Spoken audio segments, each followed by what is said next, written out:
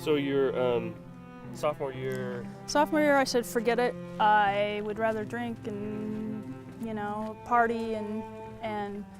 Sort of stop the wrestling, stop trying to Yep. reconcile, just like, okay, just let go of part of it. Yep, and I let go of it before it was my sophomore year. It was the first woman I started dating. I mean, we didn't get sexually involved, but we, it was certainly dating, and I, Emotionally. Yeah, it was physical, we kissed and stuff, but it wasn't sexual. And, it was like they say, it was just natural. Yeah. It was just like some heterosexual going out with, the opposite gender. It didn't feel weird. It didn't feel any of that, Yeah. I don't know if I expected it to. No, I'm sure I didn't, because based on how I felt in high school, and I had feelings for her. So if you've got feelings like that, it's just going to feel like you're just acting on what you feel. Yeah, natural, normal. And so that lasted for a little while, and then I dated another woman just a little bit, and mostly I just hung out. Like, we'd go to gay bars occasionally, but we'd mostly just party, and it was all, it was all the women that were lesbian on the team, and so it made it easy because I was away from family. I didn't tell my family. I know my parents suspected, because in high school I had lesbian friends all the time, and I think they thought I might have been involved, which, I wasn't. Right. I think they thought I was involved when I wasn't, and I wasn't involved when I was, but my parents got a divorce when I was 14, and my father kind of quit going to church, and that kind of helped too. I'm sure, yeah. And my mom was active, but my dad, he even said to me one time, he said, whatever makes you happy. And I kind of know what he meant. Right.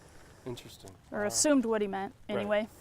You might as well assume good things. Yeah, exactly. That's a good motto. So, but I figured the family wouldn't appreciate it, and there was no need for, but plus I'm hiding, bigger than that, I'm hiding drugs and alcohol. That was what the real problem was for me, was that whole self-medication thing again. Yeah. And looking back, sure, PTSD or bipolar, none of which I didn't have a counselor, I didn't have medication. Well, I did, but Legal, if you want to count alcohol. Over the counter. Yeah. Wow. And I've always been curious, like in your situation,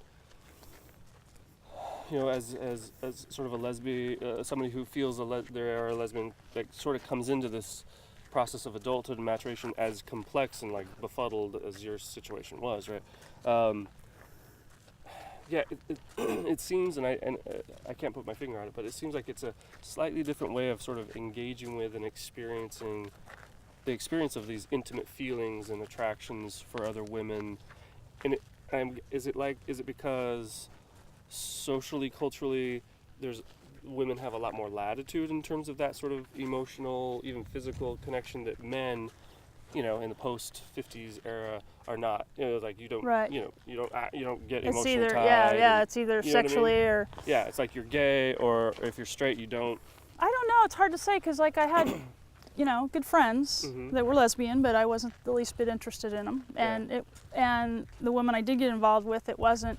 I was like attracted to her when I first met her, and was attracted to her for a while, and then we ended up going out.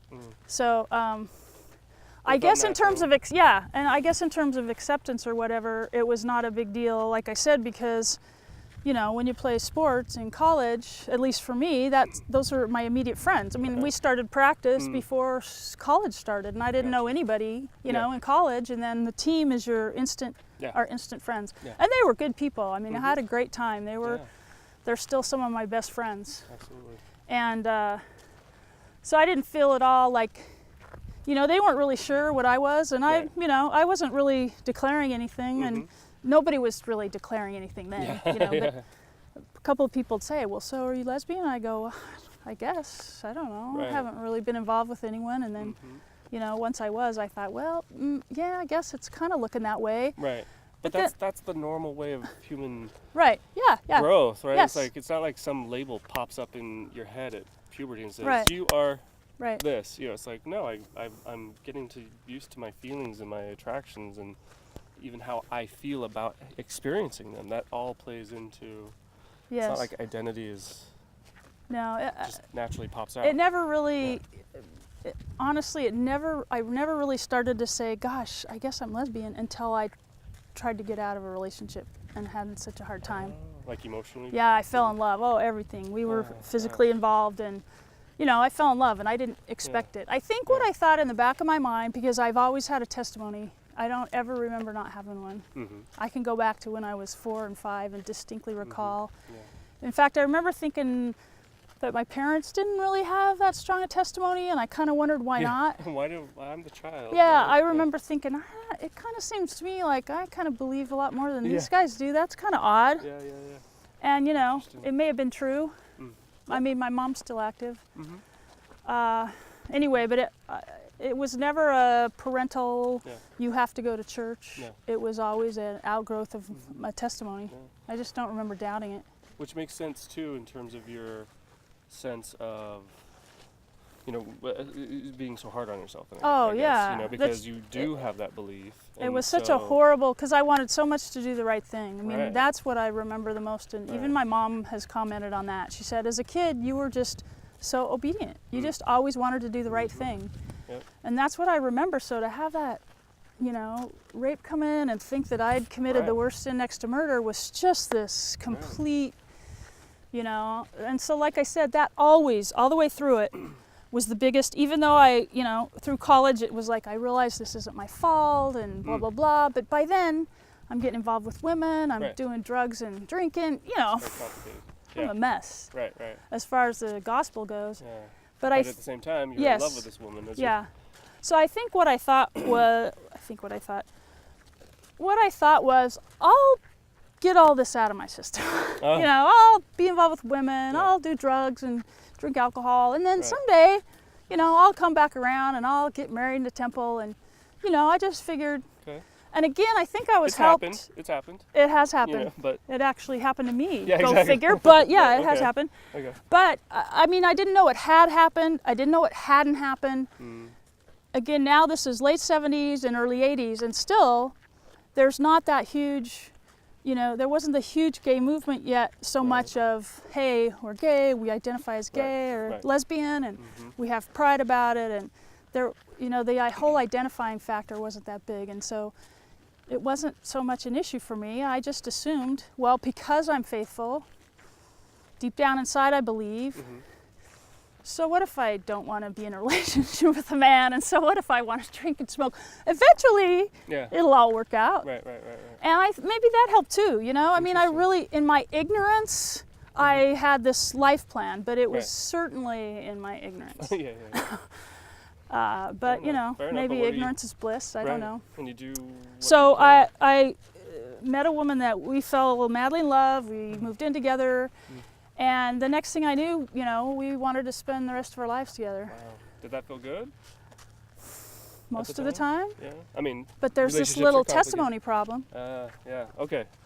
Sure. When I wasn't thinking about my testimony, I could for a while and be in love, and then moments where it was like, what have I done? Because I know this is wrong. I know God doesn't want me to live this life. I mean, I really just knew it. I questioned on a rare occasion, well, maybe the church is wrong or whatever, but that was really rare. And you probably sort of knew that, I'm just playing mind games. I kind of knew that. I know what I know. I know what I know. I can't change what I know, and I'm in love. And fortunately, she was a church member too. Okay. So in fact, she'd been married in the temple. And was in an abusive marriage. Okay. So she could relate. She could relate. Well, and she had a testimony kind of too. So we both kind of would tug back and forth. But it's like what I said. I remember most the scene where we were both just crying and saying, why couldn't one of us just have been born, a man? Then we wouldn't have this problem. I mean, we would just get married. Yeah. And it's weird because to say it, it's like, well, right. But it really felt like that, and it wasn't at all like one of us, wanted to be a man or thought we were. It had nothing to do with that. But it was like, here's two people in love, so in love that we'd like to commit our lives to each other, but we're both the same gender, and God doesn't want us to do this. Oh my gosh. And that wasn't good. And that's what members of the church, or just any Orthodox, I feel like, need to at least empathize with, that experience of being in. And then yeah, you went on to make other and not choices feel and like, oh, it's because we're horrible sinners that we No, got I into mean, that mess in the first place, you look- idiot. Look, exactly. you deserve it. Look at these beautiful, good intentions of Yeah, both desire to do love, right, and yeah. aspirations to be one She with was God. she was a and- good woman. Nobody was abusive in the relationship. You know, we were both caring and considerate of each other, and having testimonies and trying to live up to that the best you could. And you guys are good people, you yeah, know. And this tug of war that just, you know, somebody could dismiss easily. Well, you just get out. I was yeah. like, okay, you get out of your marriage that you want to be in forever, and Yeah, I was in love for years and tried to get out and then went back, and then she got with somebody, which probably helped I'm sure. because they bought a house together, and then I was like, okay, see, it's over. Yeah. So then I moved and was in a new ward, was at a new college, and I thought, you know what, I'm going to straighten my life out now. Okay. And I'd been dating another woman. It wasn't that serious, but I liked her, and she'd come out, so it was nice because I had company, and she did drugs. We could do drugs together, and so that was all fine. Compatible. I probably didn't need to stare at it. Do you pick that up? I don't know. I'm trying to Oh, think I discern do. whether it's your Yeah. headphone or. It's hard to